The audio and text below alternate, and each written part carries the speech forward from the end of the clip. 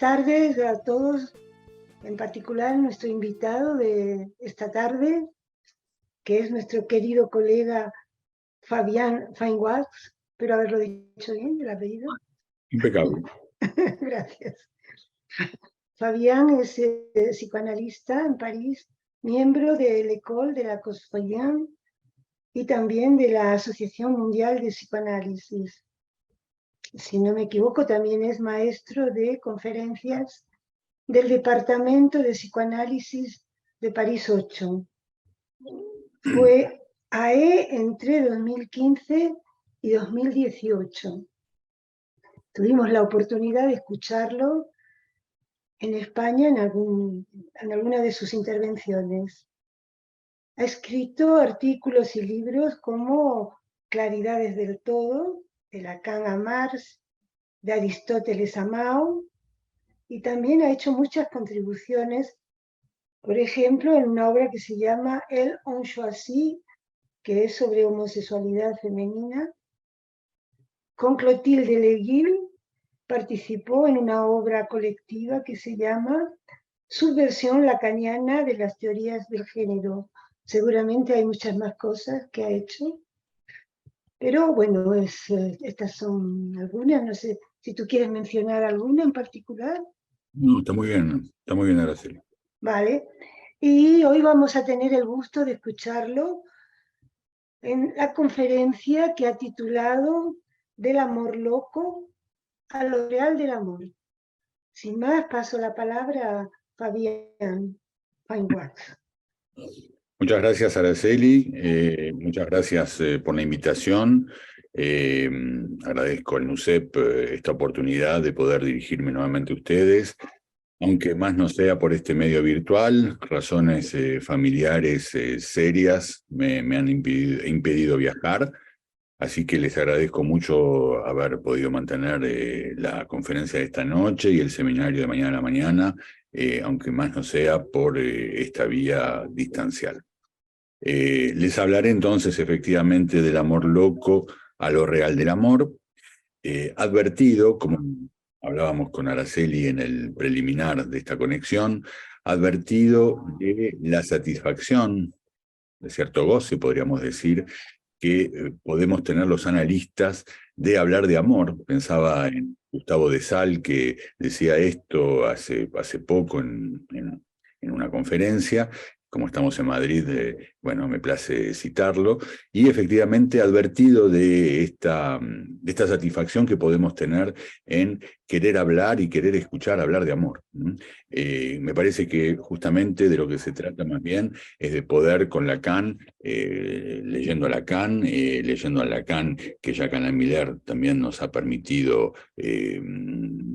elaborar y trabajar, poder despejar la lógica propia del amor y encontrar efectivamente que justamente, quizás a la diferencia un poco de Breton, y es un poco lo que desarrollaré esta noche, se puede establecer efectivamente una lógica del amor mismo, no tanto las lógicas de la vida amorosa, sino una lógica del amor propio que permite declinar al amor tanto del punto de vista imaginario como simbólico y como real. Y justamente André Breton, la obra de Breton, nos permitirá interrogar efectivamente algo que me cerniré más bien de desarrollar en torno de lo que podríamos decir lo real del amor, es decir, del amor tal como Lacan lo aborda más bien en la última parte de su enseñanza. El hilo que me permitirá justamente interrogar tanto el acercamiento, el abordaje por Breton del amor como por Lacan, es lo que Breton llama el azar objetivo. Digamos, una perspectiva que concierne justamente a lo que interesaba a lo propio, según lo que dice Breton, de la experiencia surrealista, el azar objetivo, y que nos permite entonces nos permitirá elaborar un acercamiento entre las condiciones del encuentro amoroso descriptas y elaboradas por André Breton en el tríptico que constituye 3 ensayos de él, que son Nadia, El amor loco y Los vasos comunicantes. Ignoro en el momento de evocar estos 3 libros, supongo Si hay traducción en español, supongo que debe ser el caso. Bueno, hay muchas cosas, habría muchas cosas para decir ciertamente sobre los lazos que unen a la experiencia surrealista y lo que la experiencia surrealista ha aportado a la teorización de Jacques Lacan.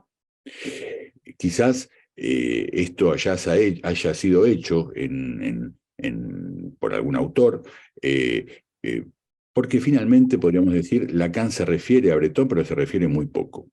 Tenemos dos pequeños pasajes en los escritos, uno a partir de la obra de Breton que se llama Introducción al discurso de poco de realidad, es una referencia de Lacan en la dirección de la cura, y una referencia justamente al final de la dirección de la cura, que conocen, no lo voy a citar, debe al encuentro que Breton tiene con Freud en Viena. La introducción al discurso sobre el poco de realidad vuelve también en uno de sus seminarios, y creo que no tenemos más referencias de Lacan a Breton. Patrick Ballas, un analista francés que ha fallecido hace poco, reconocía detrás del fabuloso texto de Lacan, Litio à terre, un préstamo que Lacan hace al título de una revista de 1921 que se llamaba Errutaretil, que es un palíndromo, lo voy a escribir quizás en el chat para que sea más claro, es un palíndromo de literature. Bueno, Errutaretil. Y el litio à terre de Lacan sería entonces un préstamo a este título. Hay un video muy bonito que pueden ver en el sitio de la INA, que es el Centro de la Documentación Francesa, de Roger Caillois, un autor que Lacan también cita mucho, un autor importante aquí, lo escribo en el chat.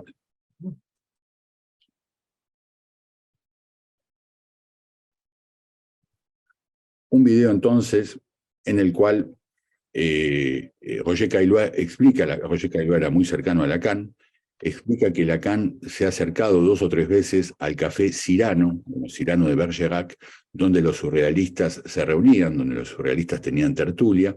Lacan, que era más cercano, podríamos decir, a Dalí que a Breton, y saben que Breton rompe con Dalí, lo echa del movimiento surrealista muy temprano, y que justamente Breton, en una suerte de auto da fe, esto es lo que cuenta Caillois, habría roto delante de sus compañeros surrealistas la invitación que Lacan le hubiera hecho a Breton a su casamiento religioso por estar Breton en desacuerdo justamente con el casamiento en la iglesia.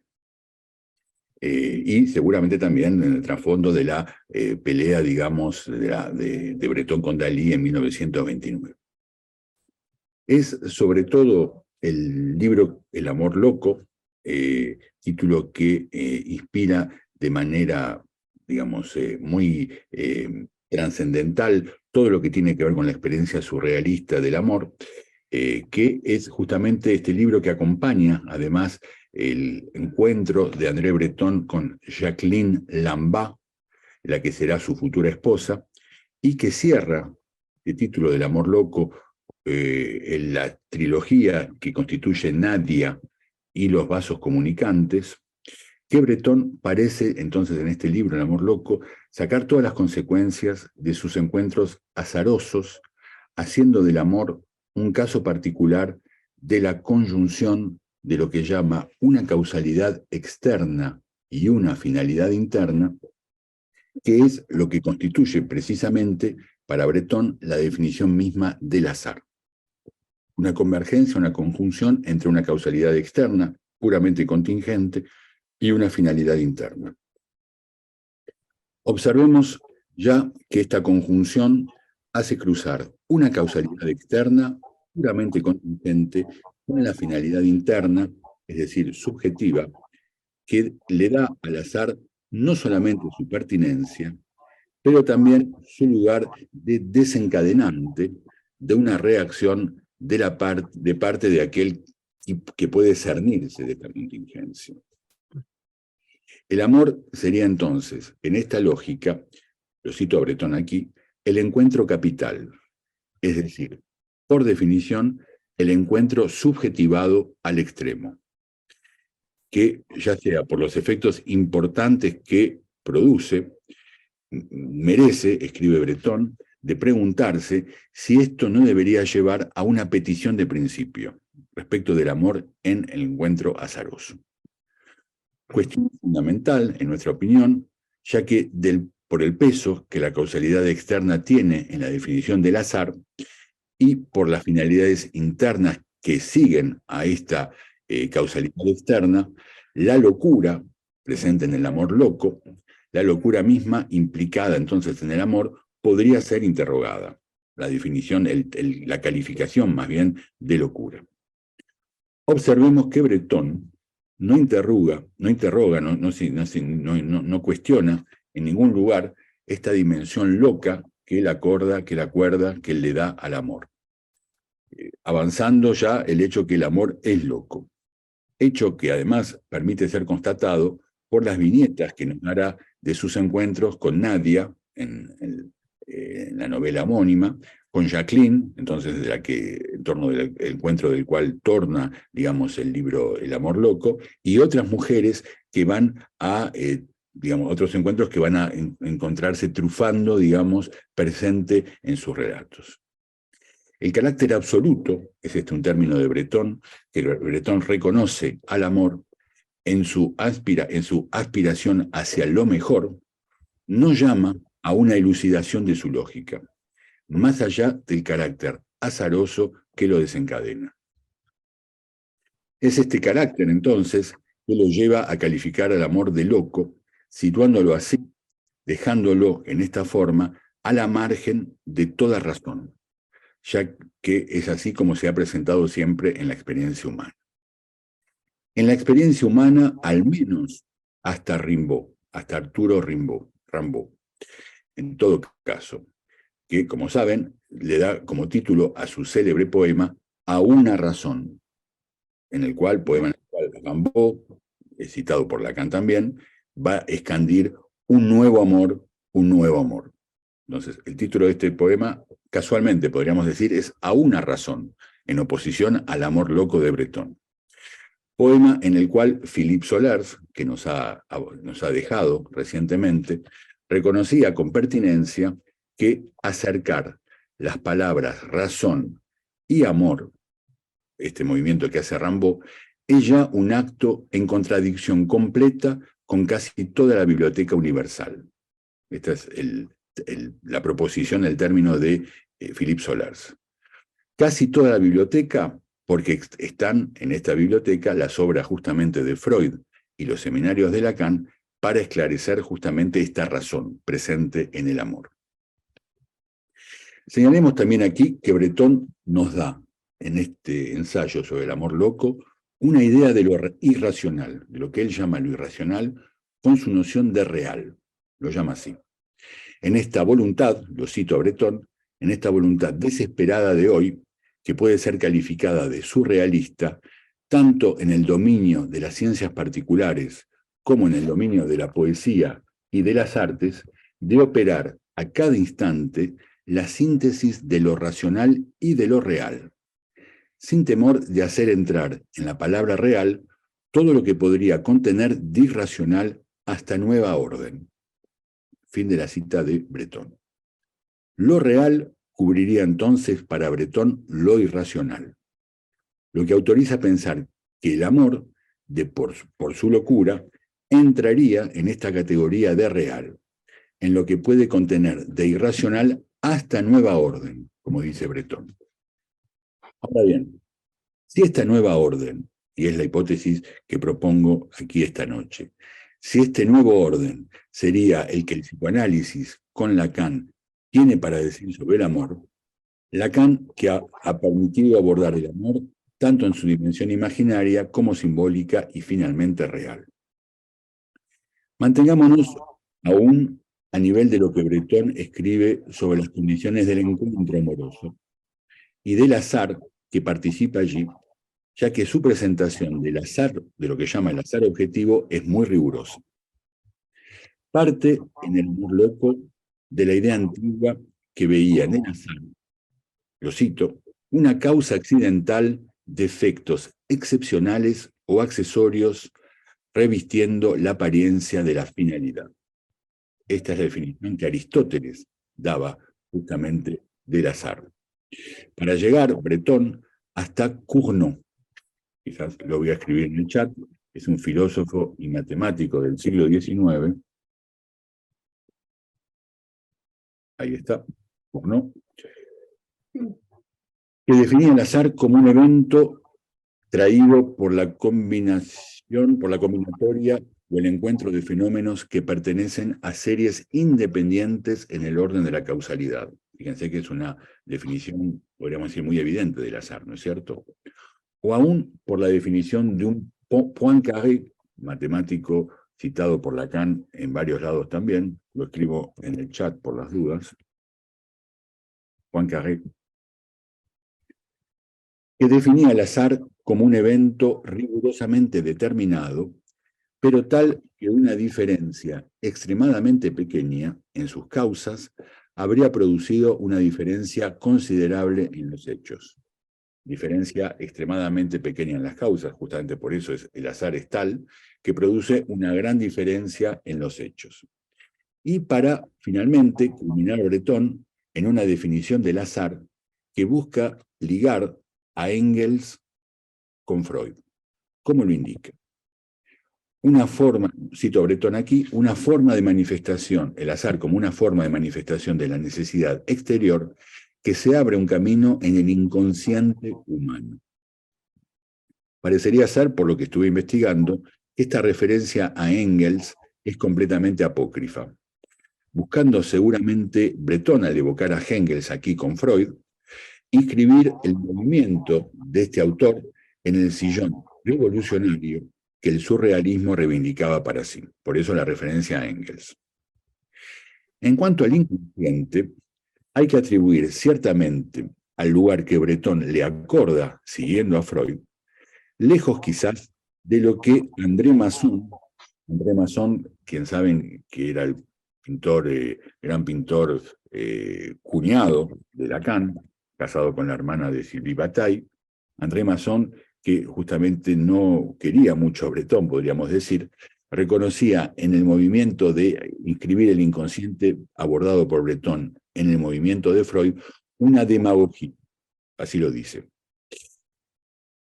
criticando entonces a Breton y al surrealismo, del cual el Masson será cercano en algún momento y luego se apartará.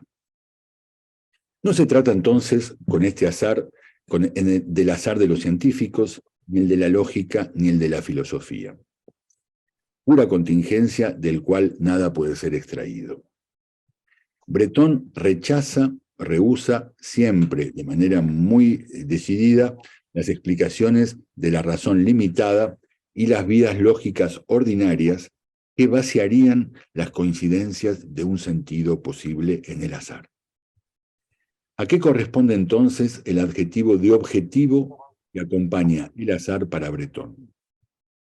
A su carácter constatable, como él lo afirma en los vasos comunicantes, y justamente para constatar el azar aporta fotos que van a acompañar el relato en las tres obras, en Nadia, en El amor loco y en los vasos comunicantes, que son fotografías de los elementos azarosos que va encontrando en sus paseos por París, que se proponen entonces como pruebas de apoyo para dar la prueba justamente, para verificar el carácter objetivo de los encuentros azarosos que va haciendo por las calles de París. Los eventos en juego que se combinan en este azar objetivo no se encuentran allí más como una puesta en juego del deseo, tal como Breton lo afirma con estos términos. Una puesta en juego del deseo, lo afirma esto en El amor loco. Cito a Breton: mi ambición más durable habrá sido de despejar este elemento desconocido, que es la luz de la anomalía, tanto como algunos hechos a primera vista, los más modestos, tanto como los más significativos de mi vida. Creo haber logrado establecer que tantos unos como los otros admiten un denominador común situado en el espíritu del hombre, que no es otro que su deseo. Fíjense Cierro aquí la citación, fíjense la referencia al deseo principal que Breton establece justamente en este común denominador de los hechos que aún los más insignificativos, los menos significativos de su vida que se manifiestan a él. Sin precisar ciertamente Breton aquí si se trata del deseo consciente o del deseo inconsciente. Para dar un ejemplo del azar objetivo del cual se encuentran trufados estos tres libros, tomemos por ejemplo un pasaje de Nadia, donde la joven mujer, encontrada primero en la calle, es acompañada por Breton al jardín de las Tullerías. Allí se detienen a observar un chorro de agua, una fuente. Ella compara entonces la caída de la fuente, del chorro de agua en la fuente, con el ascenso de sus pensamientos, que recaen nuevamente así. Breton se exclama en ese momento: pero Nadia, lo cito, pero Nadia, qué raro es esto. ¿De dónde tomas tú esta imagen que se encuentra expresada casi igual, de manera idéntica, bajo la misma forma, en un libro del cual que tú no puedes conocer y que yo acabo de leer? Y entonces, precisa Breton, se encuentra obligado a explicarle que esta imagen hace el objeto de una viñeta en la portada del tercero de los diálogos entre Hylas y Philonous de Berkeley, en la edición de 1750, donde ella se encuentra, esta imagen de esta fuente se encuentra acompañada de una leyenda en latín que quiere decir: es la misma fuerza que lanza las aguas hacia el cielo la que las hace caer. Esta referencia se combina con el encuentro de este chorro de agua en la fuente, frente al cual Nadia se detiene. Una primera fotografía, entonces, insertada en el texto de Nadia, muestra entonces un chorro de agua en un jardín, una fotografía de Boisfabre, de un fotógrafo muy conocido en la época, y una segunda fotografía muestra la reproducción de la viñeta que se encuentra en la portada de la edición antigua y de fecha de 1750 de esta obra del filósofo Berkeley, empirista inglés Berkeley. El azar objetivo, entonces, es la triple coincidencia siguiente: entre el chorro de agua real, que recuerda el grabado, apenas descubierto por Breton, entre la leyenda recordada por la viñeta y las preocupaciones políticas y filosóficas de André Breton durante esos años, crítica idealista y materialista al cual procedía el surrealismo, de donde su interés por el empirismo inglés, y entre la palabra espontánea de Nadia, que compara el chorro de agua con los pensamientos que parecen compartir los dos, lo que hace que declare a este sujeto un personaje en el diálogo publicado. Por supuesto, podría haber aquí una duda, y se podría sospechar que Breton ha él mismo guiado sus pasos hacia la fuente, en el jardín de las Tullerías, pensando ya, aunque no sea de manera más que inconsciente, al grabado en cuestión. Pero no lo ha hecho de manera maliciosa. ¿Cuál sería entonces el interés del relato que sigue el encuentro con esta fuente y con el hecho que Nadia se detenga frente a ella? No podía adivinar lo que aquello sugería a la joven mujer que lo acompaña. Qué raro es esto, como se exclama Breton. Ella no podía conocer este libro que justamente él acaba de leer, el libro de Berkeley. Es este hecho objetivamente constatable y atestado, comprobado, que produce entonces para Breton el azar objetivo. Se observará que es también el estado del espíritu, el estado en el que se encuentra, aquel que hace atención a este hecho que cuenta en este momento, digamos, en este encuentro azaroso, sin lo cual nada podría haber sido observado, de donde el lazo que Breton establece entre la necesidad exterior y el inconsciente humano, es decir, el encuentro con esta fuente en el jardín de las Tullerías y todo lo que esto desencadena, tanto en la frase que dice Nadia, como en la referencia a Berkeley, a este filósofo que Breton acababa de leer. En el caso en el cual el azar no sería aprovechado o no sería tomado en consideración, sería simplemente reducido en lo accidental, y negado en tanto que azar desfavorable.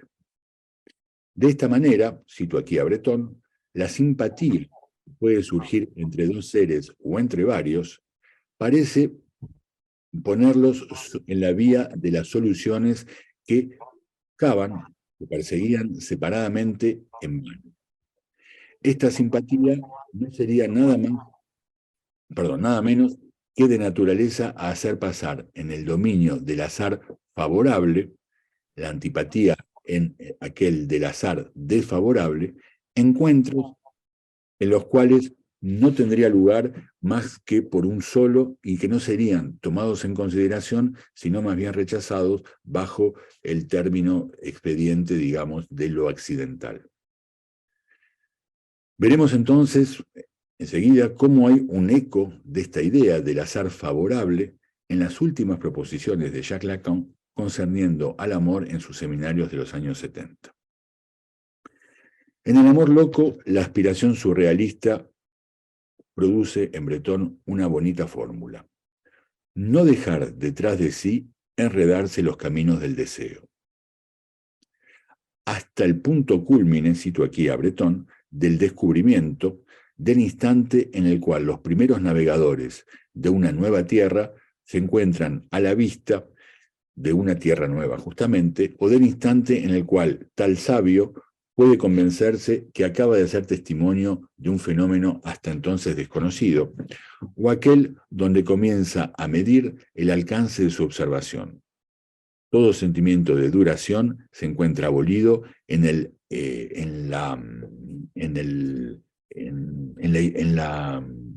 emborrachamiento de la chance, de la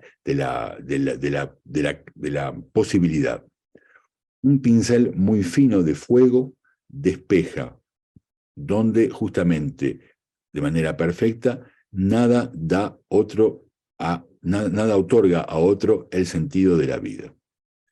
Es la recreación de este estado particular del espíritu al cual el surrealismo ha siempre aspirado, desdeñando en último análisis la presa y la sombra para lo que no es más ya que la sombra y no es aún la presa.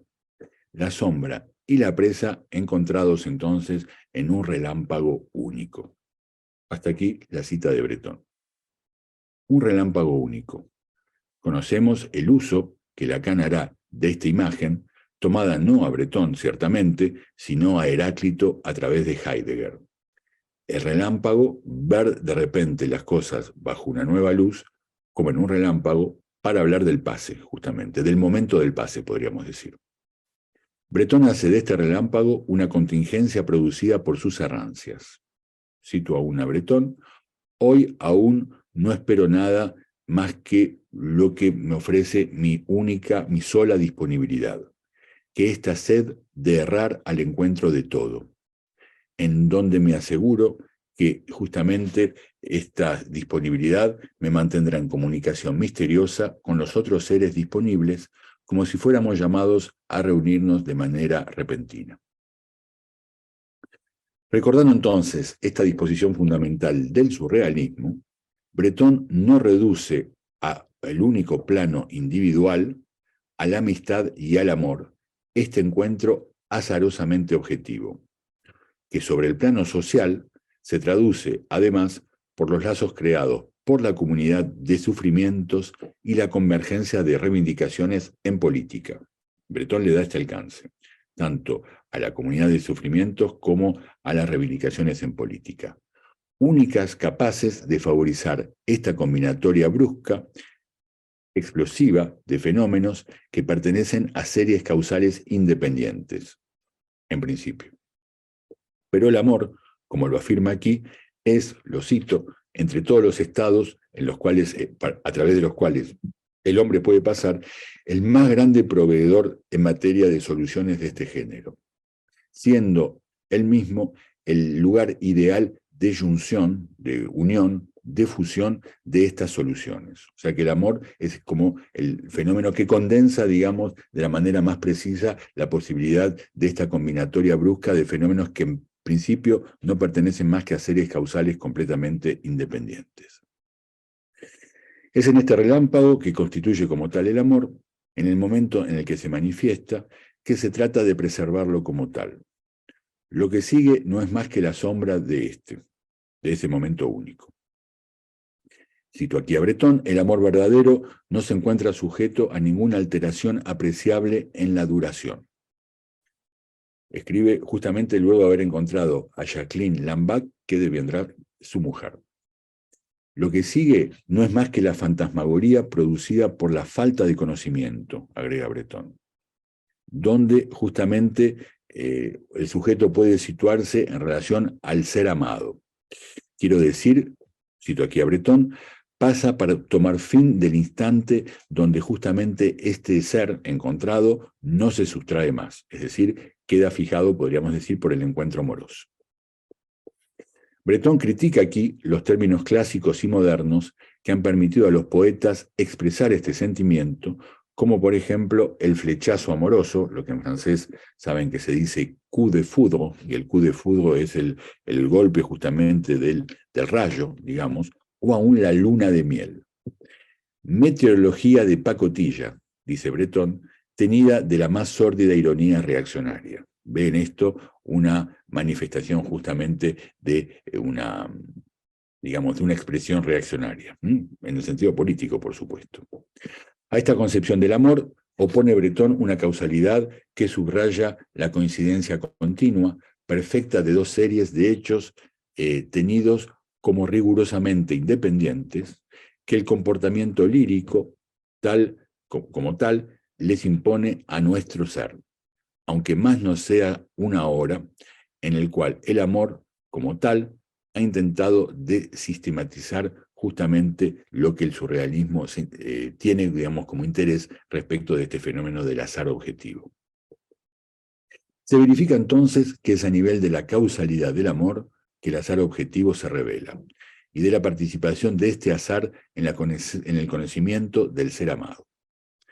Es acerca de las condiciones mismas del ser que se ama que el azar interviene, lo que nos hará encontrarlo justamente a este ser, porque los dos seres no pueden más que estar supuestos a encontrarse en algún momento.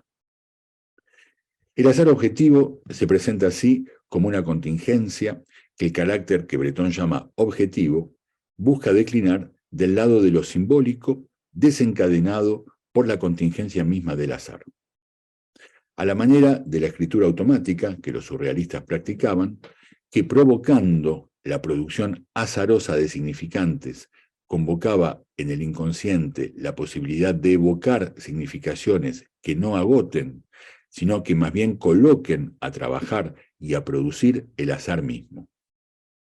Subrayemos aquí entonces que lo simbólico que las significaciones producen, en lo que Breton llama el carácter objetivo del azar, como aportando, como quien diría, pruebas de apoyo, buscan confirmar entonces justamente estas significaciones, buscan confirmar el azar y dar prueba de él, más que buscar significarlo. Es decir, no se trata de un tratamiento de la contingencia por lo simbólico en Breton, convocando más bien de este modo al carácter simbólico de lo que Breton llamará lo objetivo, es decir, las pruebas que vienen a apoyar el hecho que el azar como tal se ha manifestado, es decir, que permiten verificar la contingencia misma y no significarla, no aportar significantes que declinen en lo simbólico ya, digamos, esta pura emergencia del azar no previsto por lo simbólico mismo.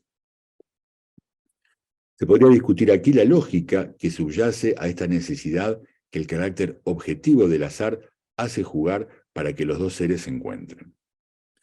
Se trata allí de una idealización, sino del amor, en todo caso de la causalidad en marcha en el amor. Podría pensarse esto.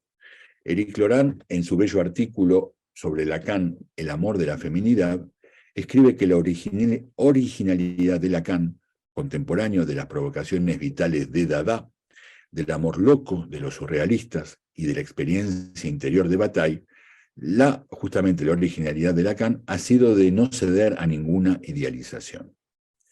Ciertamente, lo que justifica aún más que a la luz de estos desarrollos de Breton, que no abordamos más que de manera un poco rápida aquí, efectivamente hay que leer los textos, pero bueno, ofrezco aquí un resumen de ellos.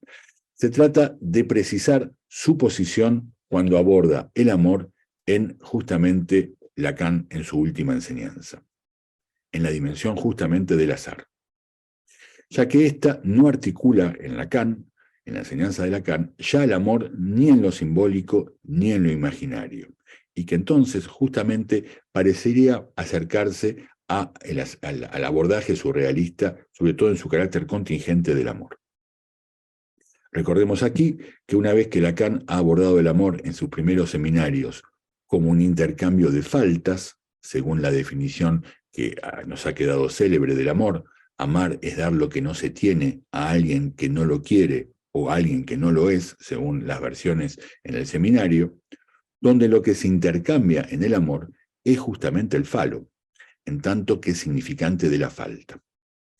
Con esta definición, con este acercamiento del amor, Lacan procede a dar otras precisiones del amor que lo inscriben directamente en tanto que suplencia a la no relación sexual. Es decir, como no hay relación sexual, cada uno de los amantes en la experiencia amorosa hace don de su falta al otro, hace don de lo que no tiene.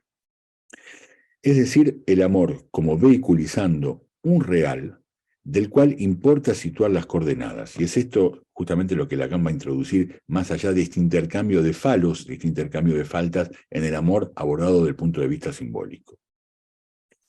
Y en Aún, si en el seminario Aún, distingue la letra de la palabra de amor, la carta de la palabra de amor, en el hecho de dirigir justamente esta palabra de amor que hace justamente la segunda, allí donde en la primera, en la carta de amor, se despeja, es en los seminarios que siguen a Ankoch aún, que Lacan aislará el amor como fenómeno que reenvía a lo radicalmente otro del partener, sin forzosamente encontrar en este encuentro con el partener la mediación simbólica que le ha dado su consistencia al amor en los primeros seminarios. Y aún más, no me detendré en eso porque supongo que lo conocen, en la dimensión imaginaria, narcisística, que Lacan dejará de lado en la restitución que podría tener este acercamiento narcisista de una completud fusional presente en la demanda de amor recíproco. Este movimiento de Lacan respecto del amor implica desplazar el eje de la verdad al saber inconsciente, acentuando entonces en el seminario 21, entonces un amor saber más que un amor verdad, orientándose ya hacia justamente lo que Jacques Miller ha llamado al inconsciente real. Lo afirma en este mismo seminario, en el seminario 21, cuando avanza la proposición siguiente que cito. El amor es la verdad, pero solamente en tanto que es a partir de ella, es decir, a partir de un corte, que comienza un otro saber que el saber proposicional, a saber, el saber inconsciente. Poner el acento en este corte, en el corte, le permitirá a Lacan avanzar una definición inédita del amor en su enseñanza que merece que nos detengamos. Es decir, el amor como saber, pero no el amor como saber justamente asociado a la verdad como manifestación transferencial, podríamos decir, en el análisis, sino como un saber que tiene otro estatuto. Y nos dice entonces que el amor son dos medios de decires que no se recubren. Es lo que hace el carácter fatal. Es la división irremediable a la cual no se puede remediar, lo que implicaría que mediar sería ya posible. Y justamente es no solamente irremediable, sino sin ninguna mediación. Es la conexidad entre dos saberes, en tanto que son irremediablemente distintos. Cuando esto se produce, esto produce algo de completamente privilegiado. Cuando los dos saberes se recubren, cuando un saber cubre el otro, cuando los dos saberes inconscientes se recubren, esto produce una sucia mezcolanza. Hasta aquí la cita de Lacan, el 11 de junio de 1974. Lacan define el amor aquí como dos verdades, dos medios de decires, dice, que no se cubren. dos enunciaciones, podríamos decir, distintas. Es lo que hace el carácter fatal, ya que esta es la división irremediable, nos dice, es decir, la división irreductible, a la cual cada uno es enviado no tanto a su goce, podríamos decir, como sí lo hace el deseo, como el fantasma fundamental lo hace en el encuentro sexual, por ejemplo, sino más bien reenviado cada uno de los amantes a su propia enunciación. Jugando con este irremediable, Lacan introduce el hecho que no se puede remediar, lo que implicaría, ya nos dice, que mediar sería posible. Exit, podríamos decir, sale entonces a este nivel la mediación fálica, ya que mediar implica el falo, lo que permite que dos seres se encuentren justamente a nivel del amor, ya que justamente entonces es el falo el que asegura esta mediación. Lacan no va a asentar el encuentro amoroso de ahora en más en el intercambio de faltas y de falo que el amor asegura, sino justamente a través del saber inconsciente. E introduce aquí este término de topología que es la conexidad entre dos saberes. En tanto, estos saberes son irremediablemente distintos. Hay que precisar inmediatamente que conexidad no es conexión entre dos saberes. Para dar índices de esta noción, el término de conexidad en topología formaliza la noción intuitiva de espacio de un solo trozo o de un conjunto de un solo soporte. El lugar de los espacios conexos es fundamental en análisis, ya que una propiedad topológica o analítica verificada localmente por un objeto en espacios de este tipo lo será para el espacio todo entero. Los espacios conexos permiten transformar una propiedad local en una propiedad global. Es decir, se trata entonces de la conexidad justamente de una pieza, de una sola pieza, que permite soportar elementos distintos, por ejemplo, podríamos decir dos amantes. Un objeto se dice así conexo cuando está hecho de una sola pieza. En el caso contrario, cada uno de los trozos es un componente conexo del objeto estudiado. La conexidad no es la conexión entonces de dos significantes, lo que acentuaría, podríamos decir, la resonancia de significantes de uno de los parteners sobre el otro. Esta definición del amor como conexidad de dos saberes plantea el problema, claramente, de reintroducir el uno a nivel del amor, ya que se encuentran entonces los dos soportados por una misma pieza, podríamos decir, los dos amantes. Un uno que no sería aquí de goce, el famoso uno todo solo, podríamos decir, sino un uno de saberes inconscientes que en tanto que se mantienen bien diferenciados, es decir, dos medio decires que no se recubren, pero que encuentran significantes comunes que forman justamente la pieza de un solo soporte presente en esta figura topológica de la conexidad, y que produce entonces la conexidad de los saberes. Se trata, en verdad, podríamos decir, de una definición paradojal del amor, finalmente, que Lacan nos propone. Dos saberes distintos, dos enunciaciones distintas que comparten en el amor ciertos soportes que permiten a dos cuerpos, el cuerpo de los dos amantes, sostenerse juntos, bien distintos y bien separados a la vez.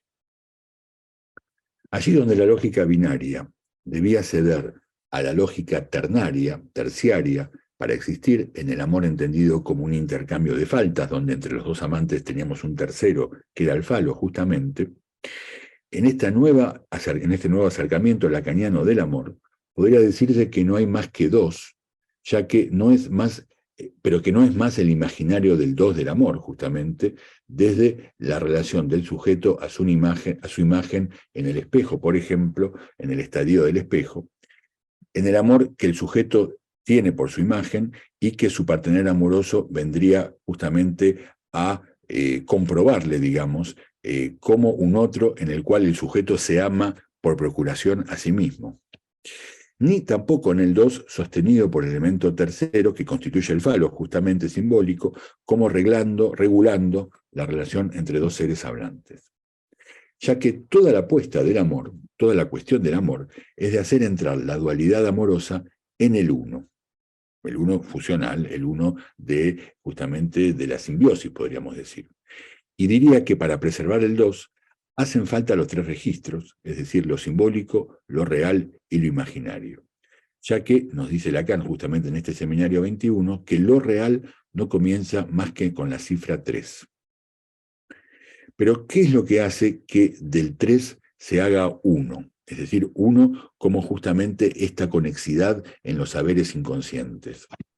Si no hay el 2, es decir, si el 2 no se plantea nunca como un enigma que vendría a despejar justamente el goce del 1, del goce solitario del uno solo, en el cual justamente quedamos en el circuito del goce autista y no se hace lazo con el otro, ¿no? Lo que justamente no acontece en el amor. Lacan utiliza el término de suplencia al año siguiente en relación no al amor, pero sí al inconsciente. Nos dice, el saber inconsciente es lo que se inventa para suplir al misterio del 2. Lo interesante aquí es que el saber aparece como una respuesta del sujeto a lo que se plantearía como un misterio, el misterio del 2, el misterio de dos cuerpos, lo que claramente se pone en juego también en la situación analítica. Y por supuesto también en el encuentro amoroso. Pero el 2 concierne también los dos saberes que se colocan, que se encuentran en conexidad en el amor. O sea, que se encuentran dos saberes distintos, dos medios de decir. Decires nos dice que no se sobreponen. Dos cuerpos, dos saberes y dos medios de decires, agregará entonces en este seminario sobre los no incautos yerran, haciendo un lugar justamente a la verdad en tanto que medio de decir.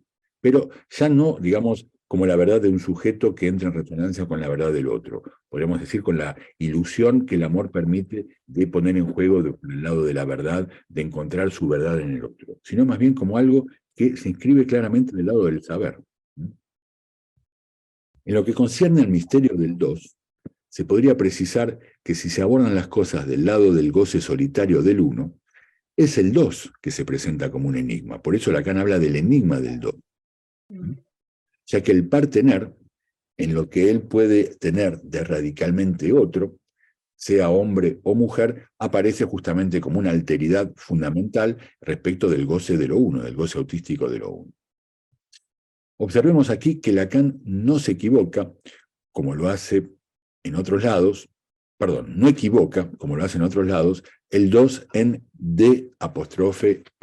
Saben que Lacan con este de en francés se divierte un poco a hablar de, lo escribo en el chat, c'est-à-dire de ellos, pero diciendo de ellos justamente, equivoca el 2, reenviando cada uno a su unidad, su cada unicidad, podríamos decir, dentro del 2, es decir, de ellos. Entonces el 2 no hace un todo, sino que se descompleta, podríamos decir, con cada uno de los elementos que hacen el 2. Reenviando entonces cada uno de los términos a su soledad en tanto que seres hablantes. Este reenvío está implícito en el misterio que Lacan evoca, presente en el hecho del pasaje del 1 del goce al 2 de los cuerpos, o incluso al 2 de los saberes. Ahora bien, misterio porque uno se puede preguntar, porque justamente es lo que hace tener al 2 si cada uno goza solo. Es decir, ¿por qué habla de misterio de dos cuerpos? Porque efectivamente si el goce es solitario y de cada uno, ¿qué hace lazo con el otro justamente? Entonces ahí es donde comienza el misterio, podríamos decir, presente en el amor.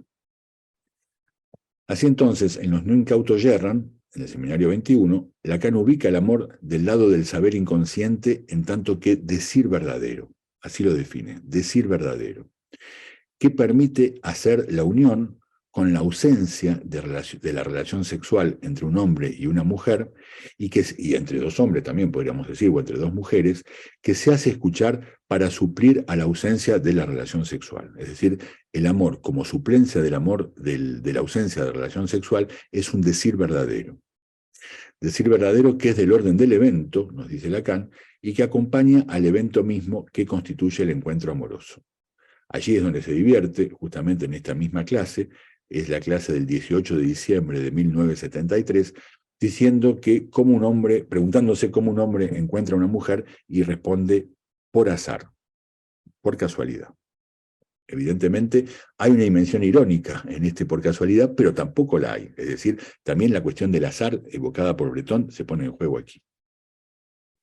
Y agregará en esta misma lección del seminario que el decir amoroso constituye un decir sin accidentes, es decir, un decir sin fallas, podríamos decir, un decir sin lapsus, podríamos decir.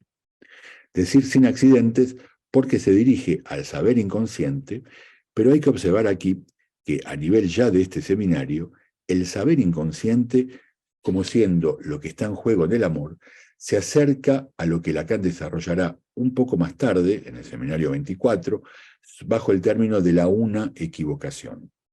Y lo que Jacques Alain Miller ha desarrollado justamente bajo el término del inconsciente real. El inconsciente real produciendo justamente la una equivocación. Ya no es más el saber inconsciente como discurso del otro, el inconsciente como discurso del otro, como en los primeros seminarios, en tanto que inconsciente transferencial que se encuentra en juego aquí, sino más bien es su dimensión de falla fundamental la que se manifiesta en justamente en esta relación al saber inconsciente presente en el amor. Dimensión que el carácter sin accidentes, sin equívocos de este decir pone de manifiesto, en tanto que enunciación que dice lo más verdadero del ser hablante sin los accidentes, sin las fallas, y por ejemplo las formaciones del inconsciente implican. Por eso Lacan creo que dice un decir sin accidentes. Nos encontramos aquí entonces en la vía de un saber inconsciente en tanto que decir, justamente, es decir, en tanto que enunciación. Decir y no dicho, lo que reenviaría nuevamente como dicho inconsciente a las formaciones del inconsciente y sus equívocos. El decir, la enunciación, apunta al lugar justamente de enunciación del ser hablante. Es lo que conducirá a Lacan a enunciar que es el amor como saber quién sabe, y que este saber implica el fracaso del inconsciente, en el famoso título del seminario 24, ¿no?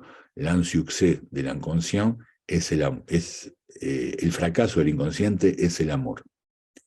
Bueno, saben que este título tiene varias lecturas, ¿no? Es decir, el fracaso del inconsciente es el amor, o lo no sabido, l'insu que sé de l'inconscient, lo no sabido que sabe del inconsciente es el amor. O aún, lo no sabido de l'inbevu, en francés la una equivocación es l'unbewusst, es decir, el término de inconsciente en alemán, se acerca, se ala, Lacan fuerza un verbo ahí en francés, selle, es decir, se ala, parte, podríamos decir, con el amor, y con el juego de las morras, al final, c'est l'amour. Entonces es un título trufado de equívocos, pero que justamente hace recaer, y es esto lo que me interesa subrayar, al saber no del lado del inconsciente, lo no sabido que sabe de l'unbewusst, c'est l'amour, lo no sabido que sabe del inconsciente es el amor. Es decir, es el amor que sabe y no el inconsciente. Es interesante, es muy enigmático aún para mí en todo caso este título, no sé, para ustedes podemos discutir de esto, porque es como si Lacan invirtiera finalmente las cosas y dijera algo contrario, podríamos decir, a todo lo que el psicoanálisis con Freud y con Lacan mismo ha desarrollado hasta ese punto, es decir, que es el inconsciente que sabe, ¿no es cierto? Y no el amor, que el amor pone en juego ese saber inconsciente como la transferencia lo pone en juego. Y aquí, y ciertamente creo, no de una manera provocadora, invierte las cosas diciendo que el que sabe es el amor, y no justamente el inconsciente, porque el inconsciente falla a poder decir justamente este saber presente en el amor.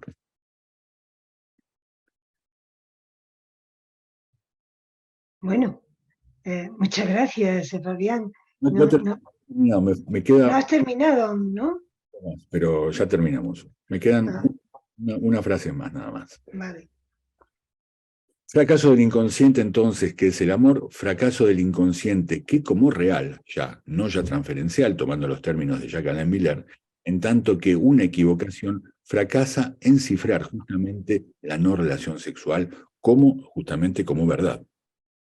Será el amor entendido como falla radical que sabe de esta irreductible división que habita al ser hablante, que el inconsciente será testimonio de ello, justamente, pero el inconsciente como tomado ya en su dimensión real, es decir, en su dimensión de una equivocación.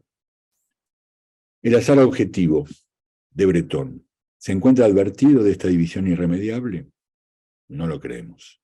El carácter absoluto que Breton reconoce al amor, el carácter inefable o en todo caso de reconocimiento inmediata, que le acuerda, que le da, que le otorga al encuentro amoroso en relación a los rasgos del ser amado, impiden justamente de formular esta división irremediable presente en el amor.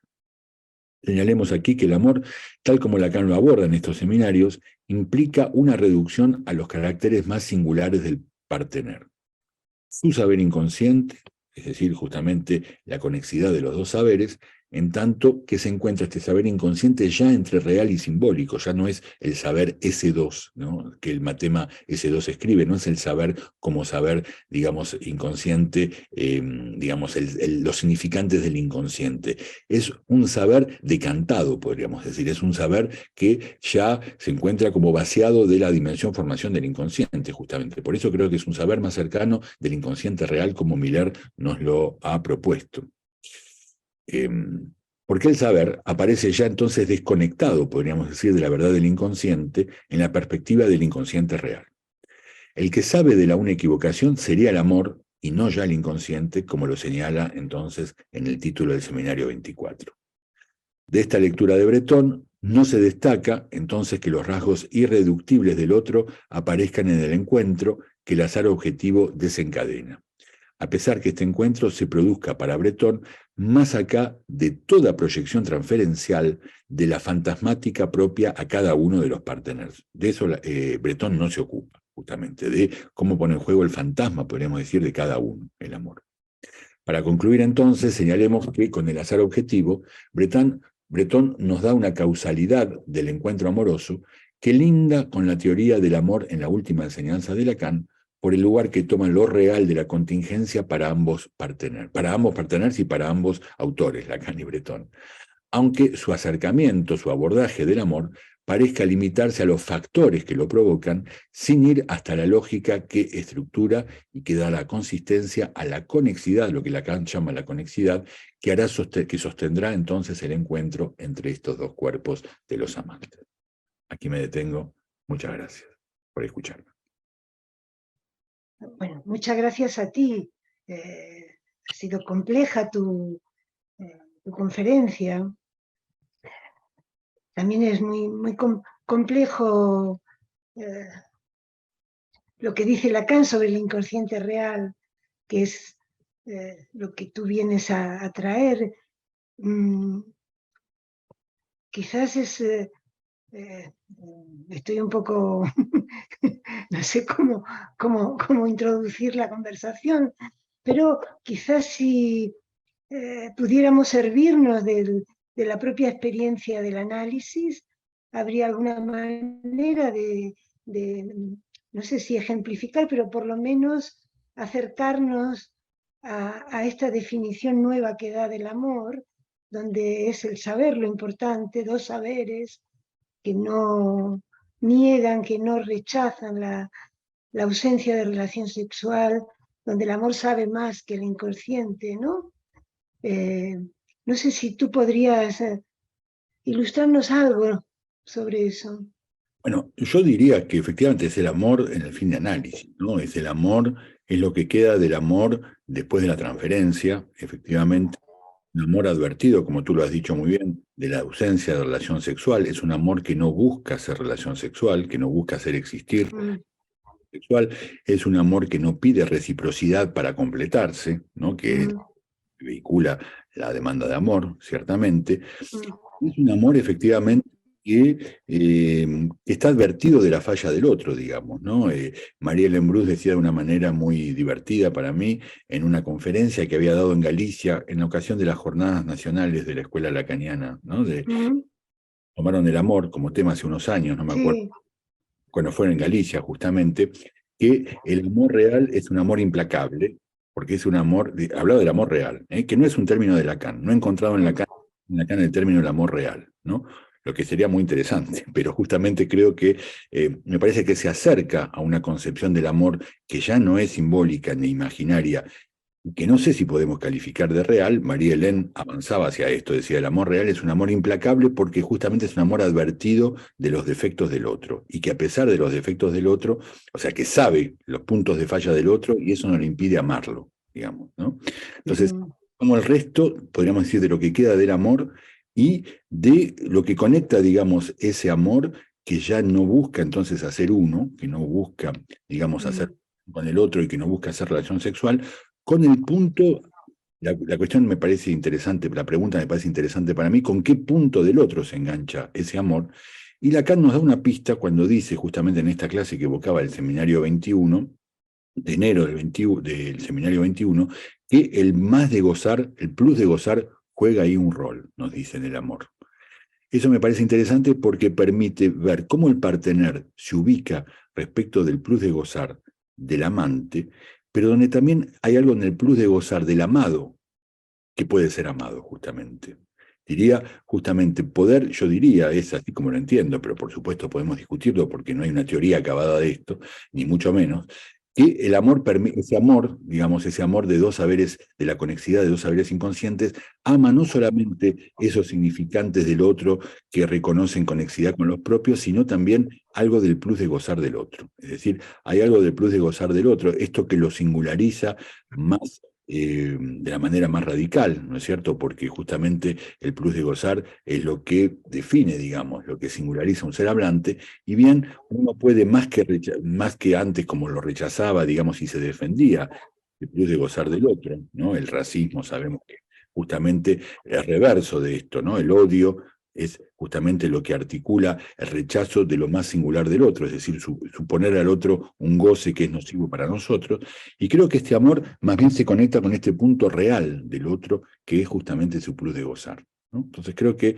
hay algo ahí que permite justamente articular ese amor que, insisto, y esto es muy importante, no es un amor ideal, no es un nuevo ideal del amor analítico, del análisis de fin de análisis, por ejemplo, ¿no? No, Una promesa de un amor nuevo, ideal, que el análisis nos permitiría acceder, pero sí es, por cierto, como Lacan lo dice, y ha sido comentado en nuestro medio, un amor más digno, ¿no? Como lo carta a los italianos, o aún, como Guy Briol lo ha puesto de manifiesto en su testimonio de manera muy bonita, un amor más civilizado. Es una cita que Briol habría encontrado en un seminario de Lacan, no recuerdo en este momento qué clase, pero puedo dar la referencia más tarde, digamos, que dice que el amor, haber perdido, haber pagado con el goce en el análisis, permite acceder a un amor más civilizado, o permite un amor más civilizado. Bueno, es decir, un amor limpio de goce, podríamos decir.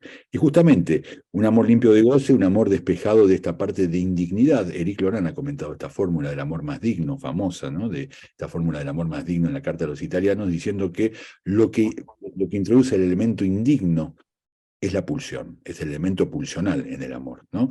Esto que Lacan decía también en el seminario 11, diciendo en ti, porque amo en ti algo más que a ti, el te objeto mutilo. pequeño, ¿no? Entonces creo que justamente poder despejar el objeto pequeño A de uno mismo en su propio fantasma, el atravesamiento del fantasma que el análisis permite civilizarse con el objeto pequeño A del otro, que el otro abriga, digamos, que el otro tiene. Entonces, a partir de ahí creo que justamente hay como una suerte de, ¿cómo decir? De limpieza, no es un término muy bonito ni muy poético, pero de justamente del amor, permitiendo justamente acceder a este amor más civilizado, porque ha pagado con el goce, dice Lacan, porque ha perdido el goce justamente, ¿no? Y el análisis no es más que esto, ¿no? Una reducción de goce. Entonces, así es como de alguna manera yo me explico estas cuestiones que bueno, que he trabajado, que he trabajado desde hace un tiempo, y que, bueno, me parece que son interesantes para abordar justamente en la perspectiva de lo que un análisis permite aportar a estas, permite aportar, ¿no? Del lado del amor para mujeres y para hombres también, ya que, bueno, saben que Lacan era muy pesimista respecto de los hombres, ¿no? Dice claramente que los hombres no pueden amar, que los hombres cuando aman como mujeres, por ejemplo, dice esto en vivir, en fin, no tiene la idea que los hombres puedan amar mucho, ¿no? Y la cuestión se plantea justamente qué pasa en el final de análisis con esta cuestión, ¿no? Para uno. Entonces, es un poco esto lo que me ha movido a investigar, a trabajar estas cuestiones. Bueno, bueno, muy, muy interesante. Vamos a abrir la conversación a los presentes que pueden ir interviniendo y planteando las cuestiones que deseen. A ver, Mónica, por ejemplo. Mónica Unterberger. Hola, buenas noches. Hola, Mónica. Muchísimas gracias, Fabián. Realmente coincido un poco con Araceli, que has hecho un desarrollo muy, digamos, muy trabajado, digamos, para decirlo de la buena manera, pero que se agradece porque has hecho un recorrido que yo agradezco, un recorrido interesante. Mi intervención va un poco, bueno, ahora voy a tomar primero la última cuestión que hablaste, la cuestión de si los hombres aman o que si cuando aman, aman como mujeres, cuál es lo que podrías decir tú mismo con respecto a los hombres y el amor. Eso primero, ya que lo has dicho, te pregunto. Y en segundo lugar, no, en segundo lugar, mi intervención era porque todo el tiempo con el título que había del amor loco a lo real del amor, siempre se ha presentado, por lo menos en muchas oportunidades, se ha presentado la pregunta, incluso de los participantes de en la formación de la tétrada, ha aparecido la pregunta de lo real, el amor como real. Y ahí creo que has hecho todo un recorrido y al final yo me quedo con la última parte de tu recorrido, donde vas bien, sitúas, dime si me equivoco o entendí mal, el amor como un saber. Yo me acuerdo de Boco todo el tiempo y lo tengo presente. La cuestión esta de Lacan, donde dice, el amor vela lo real. Entonces me parecía como muy contradictorio, o paradójico al menos, plantear que el amor es real. En todo caso, vela lo real. Y tú traías al final la cuestión esta del vaciamiento del goce, que puede sí ser vehiculizado por medio del amor, por la vía del amor, pero que es un vaciamiento del goce para justamente dejar lugar a eso otro que sería como la novedad, ¿no? Un amor más advertido, un amor más digno, etcétera, etcétera. Bueno, lo dejo ahí. Sí, sí, y un resto, podríamos decir, un resto, ¿no? O Sí, sea, sí. es un amor que se plantea como un resto. En ese punto creo que no es para nada idealizable o idealizado, digamos, ¿no? Porque uno podría decir, bueno, estoy hablando de una idealización del amor, ¿no? Una idealización analítica del amor, postanalítica incluso, porque sería en el final del análisis, ¿no? Del Pero amor. ahí sería más el amor imaginario, ¿no? En todo su esplendor. Tal cual. No, no, creo que efectivamente es lo que queda del amor cuando efectivamente se ha pagado con el goce. El término que Lacan utiliza, no he encontrado una traducción muy justa, pero hay que buscar, es écope, la jouissance écope. Écope, COP, sí. écope, écope es cuando es como una pena que uno paga cuando uno, cuando, por ejemplo, en la justicia a uno le dan una pena, digamos, ¿no? Un ECOP de tantos años de prisión, por ejemplo, ¿no? Mm, Como que uno paga, ¿no? ECOPE es pagar, mm, la sentencia, no, Esa es es la sentencia, sí, sí. la sentencia, digamos. Y creo que justamente lo que aparece ahí es que una vez que uno paga con el goce, digamos, justamente lo que queda es un amor civilizado, ¿no? Lacan habla de esto, ¿no? Un amor civilizado, porque justamente ha pagado con el goce, ha cedido el goce, digamos, ¿no? Entonces, bueno, creo que ahí efectivamente, no, esta cuestión, podríamos decir, se aplica tanto para hombres y mujeres, digamos, ¿no? Porque efectivamente en las mujeres sabemos cuánto el amor sí es tan importante, ¿no? Ya desde Freud, ¿no? Como el parangón, digamos, del complejo de castración en ellos, en ellas es justamente la pérdida, la posibilidad de perder el amor del partener. En la histeria conocemos la relación al padre, digamos, y sabemos cuánto el amor es fundamental, ¿no? Como velo justamente de lo real, podríamos decir, que la castración de alguna manera vehiculiza, digamos, ¿no? Y me parece que hay ahí también un paso, digamos, que el análisis permite hacer en cuanto a poder darle a ese amor claramente una posición más digna de haber justamente pagado con por un lado, cuál era el fantasma que permitía, digamos, que alimentaba, podríamos decir, la demanda de amor en la vida amorosa de una mujer, y bueno, poder justamente, ¿cómo decirlo? Em, Civilizar esa demanda de amor que es tan femenina a, bueno, un amor particularizado, un amor realmente que se dirige a ese rasgo, podríamos decir, a ese plus de gozar presenta en el partener, que hace que ella reconozca que ese hombre que ama, o esa mujer, porque podemos aplicar también la cuestión en la homosexualidad, es alguien para ella y tiene algo que efectivamente lo hace amable, digamos, ¿no? Entonces creo que ese rasgo es claramente distinguible en las mujeres y en los hombres también, ya que efectivamente el análisis feminiza a los hombres, ¿no? Aquí me gusta citar a Serge Coté, que decía que los analizantes entran al análisis como hombres y salen como mujeres, digamos. Para los dos sexos, digamos, ¿no?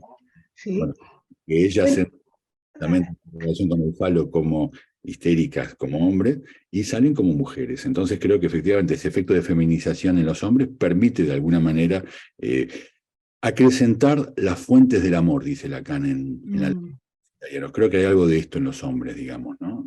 Hay algo ahí que permite efectivamente acrecentar las fuentes del amor. Bueno. Quizá, perdón, quizá en el polo opuesto estaría el Ravage, el amor loco, ¿no?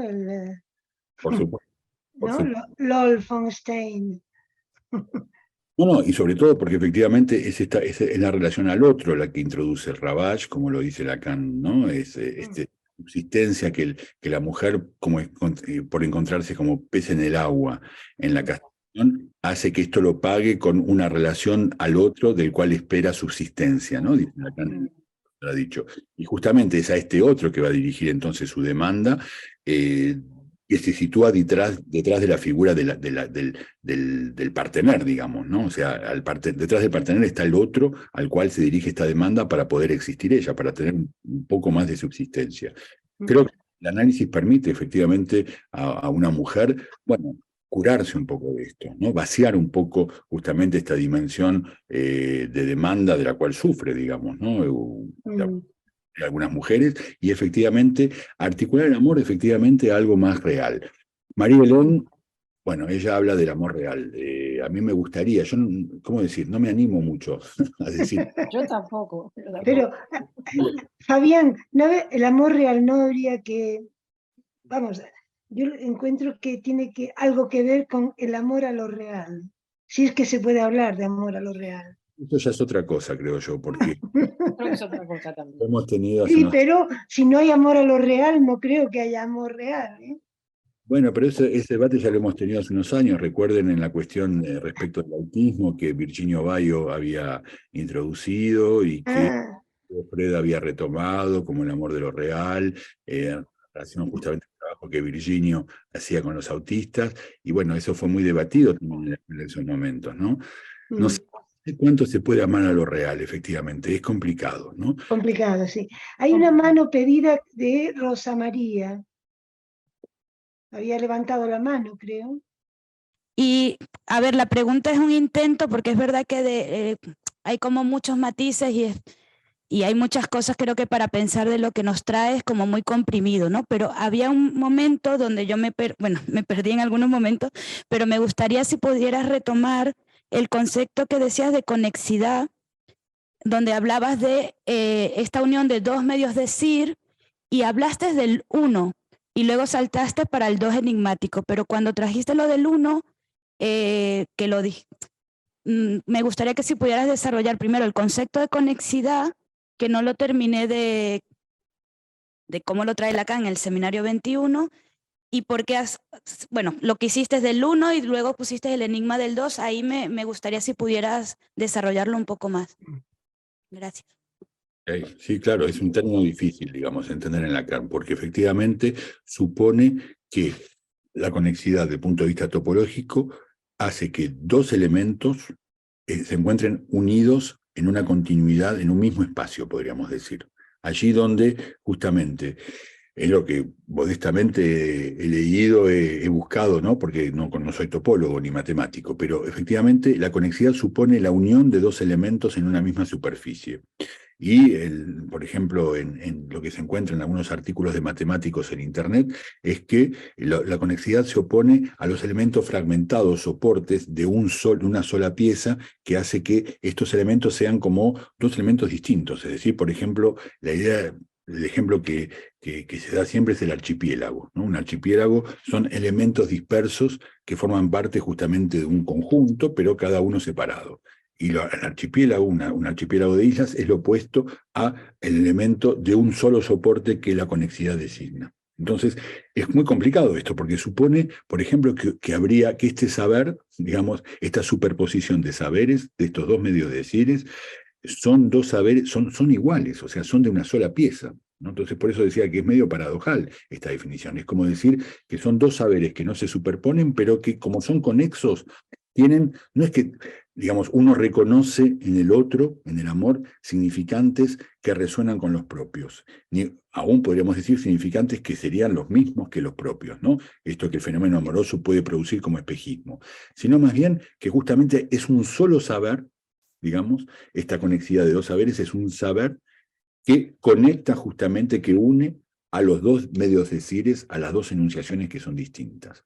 Entonces, es problemática esta definición porque reintroduce el uno, podríamos decir, de la fusión incluso, ¿no? Es como si los dos saberes estuvieran fusionados, cuando en realidad todo el psicoanálisis, ¿no es cierto?, toda la enseñanza de Lacan, y bueno, y Freud también, más bien van en el sentido de mostrar cómo justamente no hay unidad en el amor, ¿no?, para ir contra el mito de los seres circulares de Aristófanes, por ejemplo, ¿no? Entonces, esta conexidad supone más bien una unión de dos saberes que se encuentran justamente porque entran en conexidad. No sé si se puede decir mucho más de esto, justamente sería interesante saber qué implica este término. No he podido investigar y buscar, pero bueno, de manera muy limitada también, pero efectivamente no es el uno del goce, obviamente, o sea, el goce cada uno goza separadamente, podríamos decir los seres hablantes, y en ese punto no hay encuentro, y justamente el misterio del dos supone la posibilidad de establecer una conexidad con el saber inconsciente del otro, pero con el saber no como ese dos, esto es lo importante me parece, sino como un saber que ya toca, ya muerde sobre lo real del goce. Es decir, es un saber que justamente no busca producir, digamos, significaciones nuevas, no es un saber que moviliza los significantes como ese uno, ese dos, no llama a la metonimia, es un saber que se decanta, yo diría. Por eso me parece que es una posición que más bien se encuentra en el final de un análisis, ¿no? O quizás podríamos verlo en algunos artistas, qué sé yo, en alguien que tenga una cierta conexión consigo mismo, ¿no? Para poder engancharse con el otro en ese punto tan real, tan distinto del otro, donde justamente lo que hace conexidad es este lazo entre los dos saberes, digamos, ¿no? Que los une. Entonces, ese es el punto, digamos, conflictivo de este tema. Claro. Mira, es que cuando estabas diciendo que el fracaso del inconsciente es el amor como real, no sé si lo he entendido bien. Y luego dices esto que lo no y lo conectas o lo has dicho a continuación, con lo no sabido de una equivocación, y entonces luego hablas del amor, las morras. Esto me ha quedado totalmente borroso. Bueno, es cierto, no lo he explicado mucho, no lo he desarrollado. El fracaso del inconsciente es el amor, dice Lacan. Es decir, voy a escribir el título en el chat, quizás sea más fácil.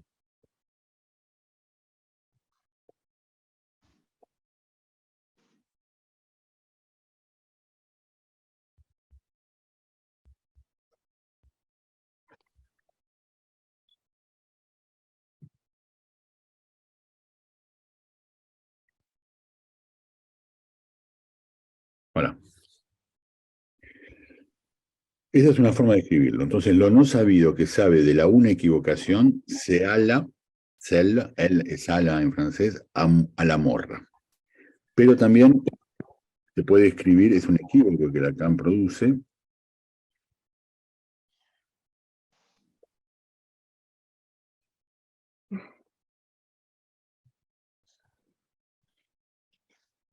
L'insuccès de l'imbébuste, es decir, el fracaso del inconsciente, es el amor.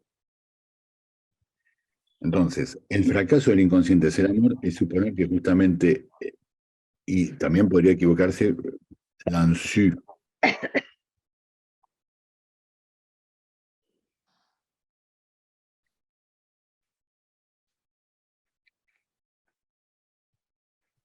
Estoy escribiendo. Ahí está. L'insu que sait de l'inbébus, lo no sabido que sabe del inconsciente es el amor. Es decir, como si el amor supiera lo no sabido del inconsciente, la última definición, en la última proposición, en la anterior, el fracaso del inconsciente es el amor, o lo no sabido que sabe de la una equivocación se ala a la morra, es decir, se engancha, podríamos decir, se vuela incluso, ¿no? Se parte en vuelo con la morra, con el juego de la morra, es decir, con el juego justamente del azar, ¿no?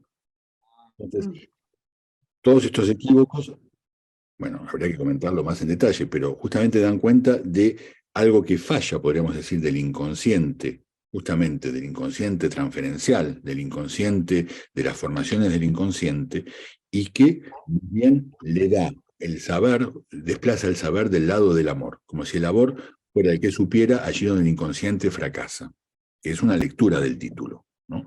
O como si el azar, ¿no? En el presente, en el juego de la morra, de las morras, es el que introduce justamente lo no sabido que sabe de la una equivocación. Es decir, el azar introduce, y esto es lo que me parece gustaría a Breton, el azar objetivo es el que introduce justamente lo no sabido que sabe de la una equivocación.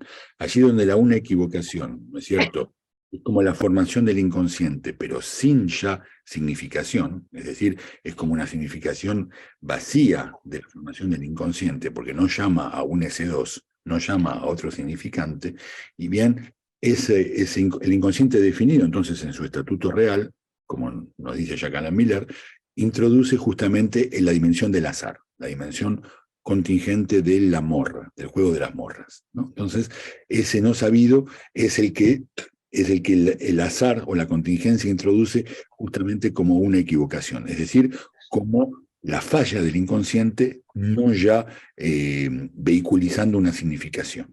Es decir, el inconsciente ya no definido como S1, S2, como reenvío de un significante a otro, sino más bien como el inconsciente propia falla del ser hablante, presente en el ser hablante, vaciado de toda significación. Tenemos otra palabra pedida, Eva de la Fuente. Eva. Ay, hola. Espera, Hola. me pongo. Hola, buenas. Bueno, primero, Fabio, muchísimas gracias. La verdad que me ha costado un montón seguirte, pero bueno, es verdad que sobre todo lo que me ha provocado me ha sugerido un montón de cosas, ¿no? Y bueno, dos de ellas que son más o menos transmitibles, las demás no. Y bueno, una de ellas es que no sé muy bien cómo enlazarlo en todo lo que has comentado, en esto del amor como real, en relación a lo que se crea en una pareja, ¿no? En dos amantes, que es esto de una especie de como lengua, ¿no? Entre ellos. Y bueno, eso me ha sugerido constantemente en mucho de lo que has dicho, ¿no? Es Y muy no sé muy bien cómo lo puedes explicar. importante esta evocación que haces de una sola lengua entre los dos. Lacan partía diciendo que una pareja es un delirio de a dos. Justamente deliran juntos, ¿no? Como se ve en psiquiatría, ¿no? Cuando una madre y un hijo o una madre y una hija que deliran juntos, ¿no? Podría pensar también al amor como una la lengua construida, es decir, una lengua propia, como hay en tantas parejas, ¿no? Que construyen un idioma propio, digamos, ¿no? Donde los significantes son desviados de su significación habitual o se usan logismos para que son, digamos, significantes que vehiculizan un goce particular que solamente comparten los dos amantes, digamos, ¿no? Esto es clásico en las parejas, ¿no? Bueno, me parece que Lacan no habla de nada de esto, digamos, ¿no? O sea, justamente ironiza sobre el delirio de a dos, que puede ser una pareja donde uno empieza una frase y el otro la continúa o la termina, ¿no? En la caricatura de lo que puede ser esto, pero que uno puede ver en algunas parejas, justamente como lo que llama la sucia mezcolanza, ¿no? Cuando los dos saberes se recubren, ¿no? Cuando habla de la sucia mezcolanza, es la mezcolanza del saber de uno con el saber del otro, como si fuera un mismo saber. Entonces ahí uno tiene una parte del enunciado y el otro sigue con la otra parte. Entonces es como que hacen una sola enunciación. No hay dos sujetos de enunciación, hay uno solo, ¿no? Entonces, obviamente, esto da la forma cómica, podríamos decir, de la pareja. Ciertamente no es eso lo que Lacan evoca con la conexidad en el saber inconsciente, sino más bien algo que hace que justamente eso significante, podríamos decir, ese saber que se depone, que se cataliza en el análisis, que se deposita, en fin, permite justamente reconocer, poner, por ahí es otra forma de entender la conexidad, justamente algo que nos hace signo, y que nos hace signo porque hay algo de ese saber propio que encontramos en nosotros. Entonces, cada uno permanece en el encuentro amoroso con su saber, no hay mezcolanza, no hay sucia mezcolanza como en el delirio de A2, y sin embargo, eso no impide justamente que los dos cuerpos puedan conversar, puedan hablar. Y justamente es lo que permite que los dos cuerpos puedan conversar, porque cada uno habla desde un lugar distinto y está advertido además de esto, ¿no? De este irreductible de la diferencia, de la no relación sexual. Entonces, me parece que ahí justamente no se trata de esta lengua privada, no se trata de este delirio de A2 sobre el cual Lacan ironiza, sino más bien de poder justamente reconocer en el otro algo que hace eco, yo diría, con el propio saber, ¿no? Pero hace eco no como signo, porque como podemos encontrar en la erotomanía, por ejemplo, ¿no? En el rasgo de erotomanía con las mujeres, ¿no? Lacan dice el rasgo del amor principal en las mujeres es la erotomanía, como el fetichismo en los hombres, digamos, ¿no? Los hombres todos fetichistas y las mujeres erotómanas, ¿no? Es decir, la certidumbre del amor del otro permite desencadenar el deseo en una mujer, ¿no? Bueno, efectivamente no se trata de una certidumbre, no se trata de una certeza, no se trata de algo que le da al otro un saber sobre uno mismo, digamos, no se trata de un fenómeno transferencial tampoco, digamos, ¿no? Como puede ocurrir, sino más bien de algo que justamente ha pagado del goce, es decir, queda como un resto de lo que uno ha cedido, digamos, como goce y ya no espera obtener, digamos, otro goce, podríamos decir, en el encuentro amoroso, que el placer de estar juntos, digamos, ¿no? Y el placer de poder conversar. Bueno, que a veces ya es mucho, digamos, ¿no? Pero quiero decir, no espera ya el goce de la fusión, no pide, digamos, reconocimiento ni reciprocidad para colmarse el mismo, ¿no? Lo que está en juego muchas veces en la demanda amorosa, ni tampoco, algo más radical me parece, no se encuentra inscrito en el intercambio de falos, digamos, ¿no? O sea, no se encuentra inscrito en el intercambio de faltas, dar la falta al uno para que el otro entregue su propia falta, digamos, ¿no? Es como que Lacan le da una vuelta más a esta cuestión, con esta cuestión de la conexidad del saber. Ya no está inscrito del lado de la falta, justamente, de que el falo vehiculiza, sino más bien una cierta positividad, diría yo, en el amor, ¿no? Por eso este término tan ambiguo y tan equívoco, efectivamente, de la conexidad, ¿no? Como Lacan positiviza varios términos al final de su enseñanza, ¿no? El sujeto del inconsciente deviene ser hablante, es decir, hay un ser, allí donde el ser del inconsciente es un ser en falta. Como el síntoma pasa de ser formación del inconsciente a devenir un acontecimiento de cuerpo. Como la sublimación deviene una escabilización, ¿no?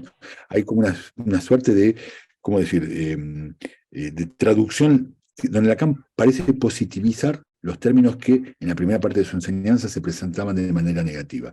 Y creo que con el amor pasa exactamente lo mismo. O sea, el amor definido simbólicamente es un intercambio de faltas, darle al otro lo que no se tiene para que justamente el otro también dé lo que no tiene, y ese amor dado en ese intercambio justamente de faltas.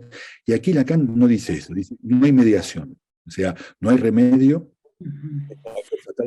y no hay mediación. O sea que si lo que hace mediación justamente es el falo, Vivian deja caer esto para decir que se encuentran de otra manera, se encuentran por otros móviles. Y el móvil es el saber. Pero es el saber, son dos medios de decires, o sea, medio de decir es la definición lacaniana de la verdad, pero no es la verdad en tanto que justamente pone en juego lo que uno ignora de sí mismo, digamos, ¿no? Y que uno le pide al otro supuesto saber que le diga, ¿no? El amor podría ser también colocar al otro, al partener, en el lugar de sujeto supuesto saber, ¿no? El otro nos diga lo que somos, ¿no? Y si el otro nos dice algo de esto, bueno, es el flechazo, digamos. No es eso tampoco. Sí, no es decir, esto de crear una lengua, digamos, común, no tiene mucho que ver con esto que dices, sino habría que pensar más en dos, ¿no? Claramente. Son dos lenguas bien distintas, dos lenguas bien distintas que entran en conectividad. Y bueno, mira, al hilo un poco de este concepto de conexidad, a mí me ha sugerido, me ha venido un poco a la cabeza, además es que hace poco lo comenté con una compañera, una escultura que a mí me impresiona un montón, que es una escultura cinética, ¿no? Que se mueve, y es una figura masculina y otra femenina, enormes, está en Georgia, creo. Y son dos figuras, dos esculturas, o sea, dos figuras enormes, metálicas, tienen una estructura concreta, especial, que lo que ocurre es que cuando se van acercando, llega un momento en el que se confunden, se fusionan y luego acaban siendo dos, ¿no? Lo que pasa que, bueno, que la escultura tiene una estructura que lo que ocurre es que cuando se fusionan nunca se llegan a tocar. Y me parece como muy interesante. Es una imagen de que no hay fusión, digamos, ¿no? Podríamos decir justamente lo que no muestra. se llegan a tocar, es como, bueno, pues no hay relación, ¿no? Claro, bueno, aquí podríamos decir... Parece que sí, ¿no? Parece que sí, pero no. Bueno, aquí podríamos decir que en esta definición del amor se tocan los dos amantes, pero el tocarse no hace de ellos una fusión, no establece una fusión justamente, y los dos siguen siendo dos, justamente por eso se deshace, se desvanece la creencia en la relación sexual, digamos, ¿no? Es un amor advertido de la no relación sexual, cada uno sabe que no habrá fusión, y eso no impide que efectivamente uno ame al otro y efectivamente converse con el otro, ¿no? Justamente conversa porque no hay una lengua común. Si hubiera una lengua común, hay un solo discurso, no hay conversación, digamos, ¿no? Sí, además es que me gusta un montón porque es verdad que visualmente parece que se tocan, es que realmente no se tocan.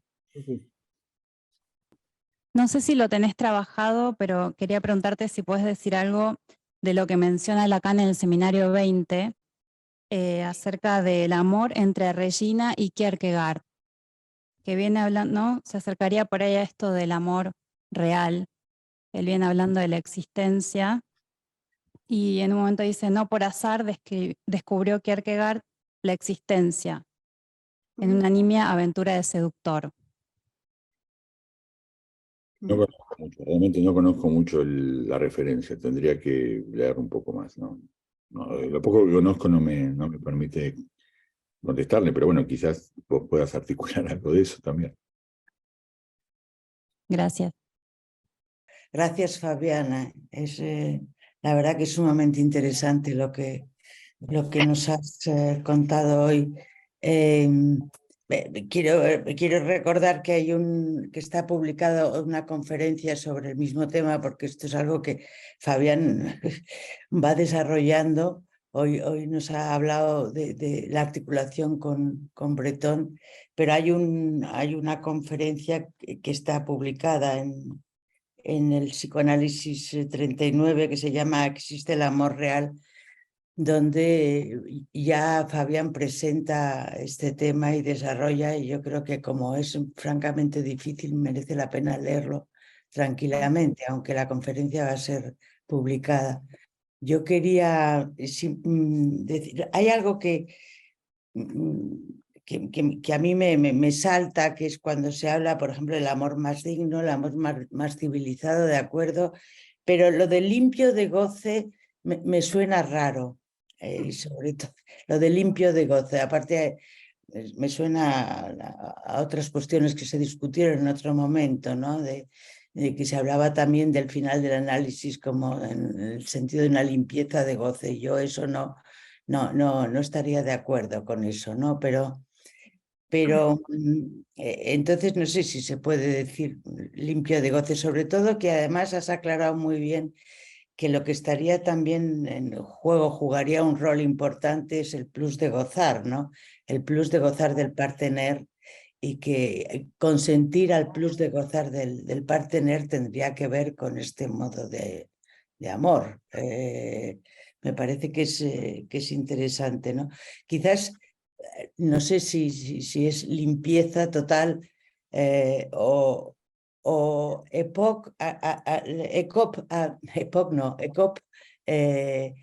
Azucena nos ha recordado en el chat que ECOP también se puede traducir como achicar.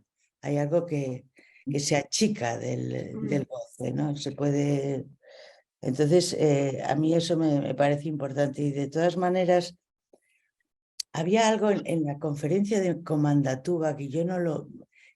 Yo me estoy intentando acordar de cómo se planteaba ahí la cuestión, que justamente en el momento en el que el goce toma toda la primacía, y en nuestra civilización también, el amor es importante, incluso en relación con la transmisión del psicoanálisis.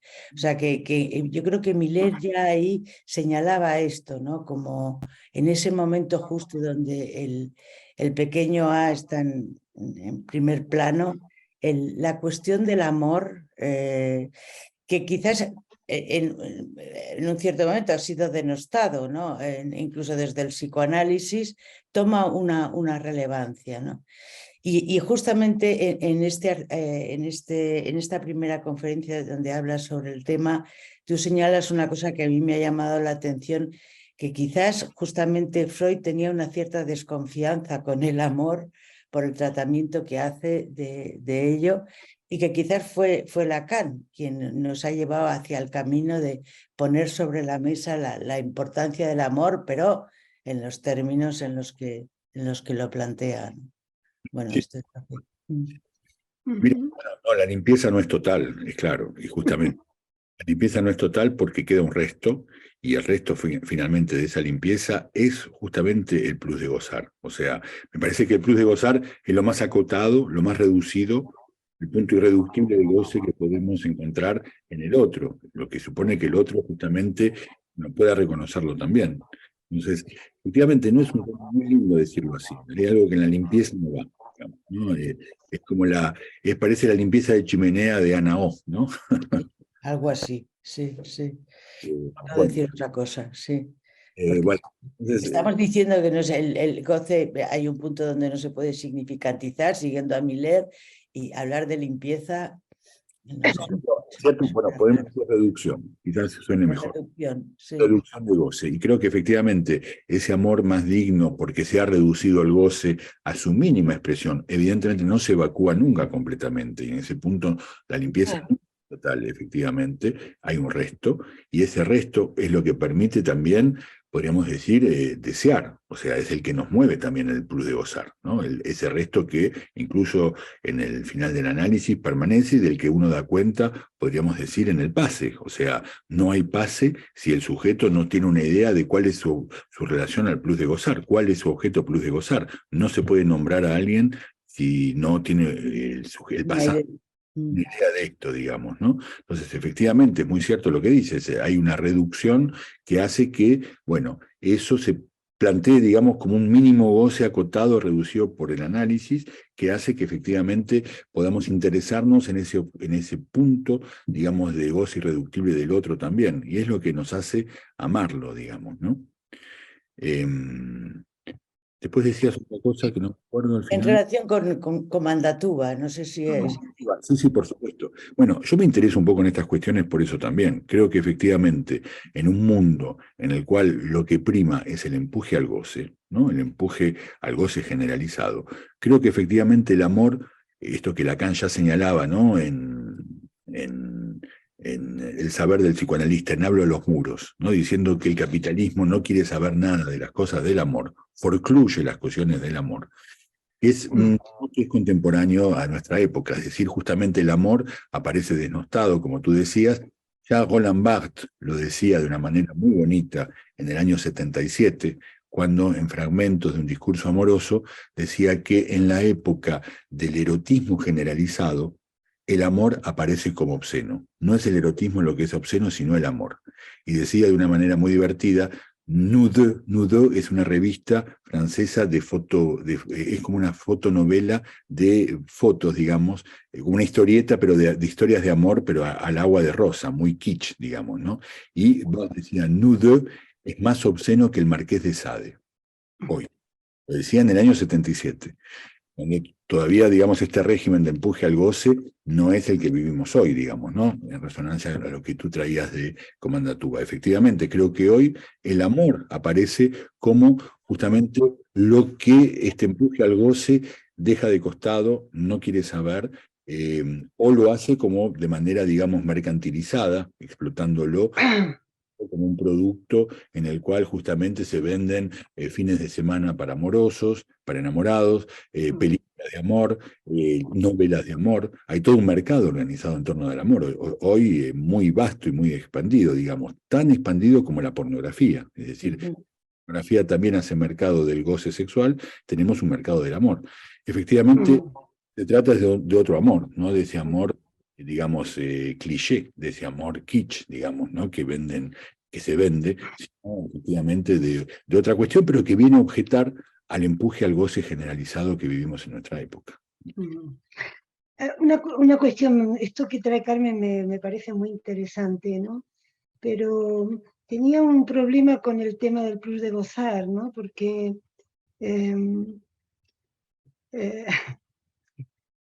me resulta más, me parece que el plus de gozar tendemos a pensarlo en la lógica del todo, ¿no?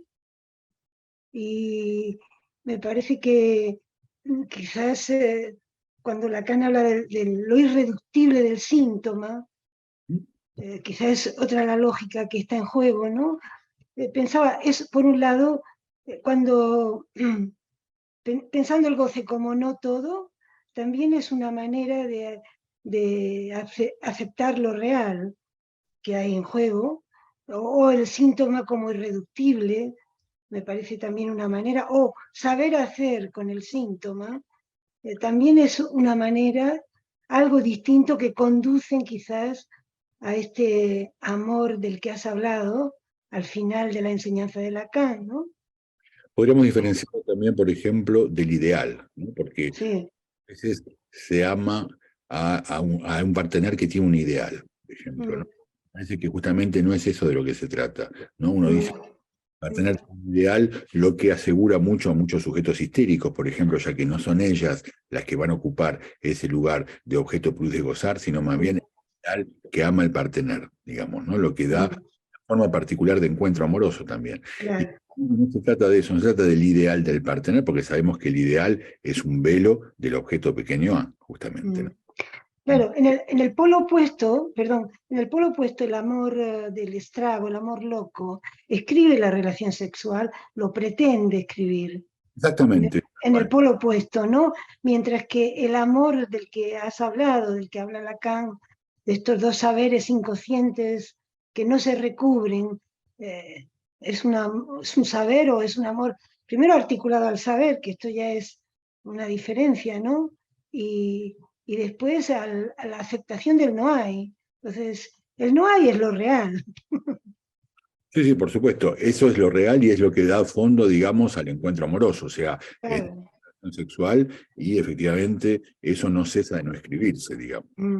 De fondo pueden haber encuentros contingentes, es lo que Lacan introduce, justamente cesa de no escribirse, ¿no? Cuando dice, hay algo que cesa de no escribirse en el encuentro amoroso, pero me parece que con esta dimensión del amor como conexidad entre los saberes, da un paso más, digamos, porque ya no es amor fundado en el ideal, no es el amor fundado en el intercambio entre faltas, no es el amor, mucho menos, sino que efectivamente es un amor donde, digamos, se permite la conexidad con el otro a partir justamente de un saber reducido, podríamos decir, al saber inconsciente, pero no es el esto es importante, o sea, no es un saber que se pone en juego de manera transferencial cuando uno ama, ¿no? Donde uno transmite su propia verdad sin saberlo, por ejemplo, o en el otro ver sobre sí mismo que hace que uno le ame, digamos, ¿no? Sino que también es la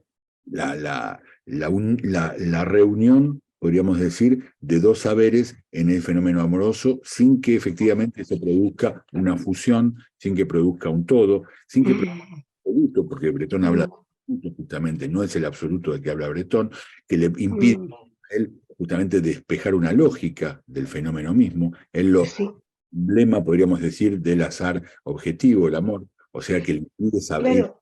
un poco más de eso, ¿no? Hay unas cuantas cosas de las que dice Lacan al final que son bastante complejas, pero por ejemplo cuando dice que una mujer es síntoma para un hombre, ¿no? A diferencia de la histeria que no acepta ser el síntoma para un hombre, también por esa vía se puede investigar el asunto, ¿no? Si un hombre acepta que una mujer sea su síntoma, entonces ama. Sí, por supuesto. Ella consciente también hacer el síntoma de él y no ser un síntoma, Claro. digamos, ¿no? Cuando es histérica es más bien un síntoma para ella misma. Eso le impide, eso le hace obstáculo a poder hacer síntoma de un hombre, digamos, ¿no? Para poder ocupar ese lugar tiene que ceder la pregunta que ella tiene respecto del síntoma que ella es para ella misma, digamos, ¿no? Como sujeto dividido, como sujeto histérico. Ahora, bueno, esto es del lado del deseo. El del lado del amor, justamente, la cuestión puede ser un poco más compleja, diría yo, porque justamente lo que pone en juego es una relación, digamos, a el plus de goce, a lo que sostiene el otro, digamos, ¿no? A lo que le da a lo que sostiene y le da una singularidad al otro. Y yo creo que la perspectiva del amor real, vamos a tomar el término que María Elena usa de manera así resuelta, es un poco el amor al plus de gozar, ¿no? A la relación que el otro tiene con su plus de goce, digamos. Eso es. Bueno, no cabe duda que tu conferencia nos ha despertado un montón de cuestiones, un montón de preguntas y ganas de seguir investigando, leyendo, escuchando y yendo a leer la conferencia esta que mencionaba Carmen, que está publicada en el Psicoanálisis. Sí. Bueno, si no hay más cuestiones, pues agradecerte muchísimo tu intervención y hasta mañana entonces. Hasta mañana. Hasta mañana.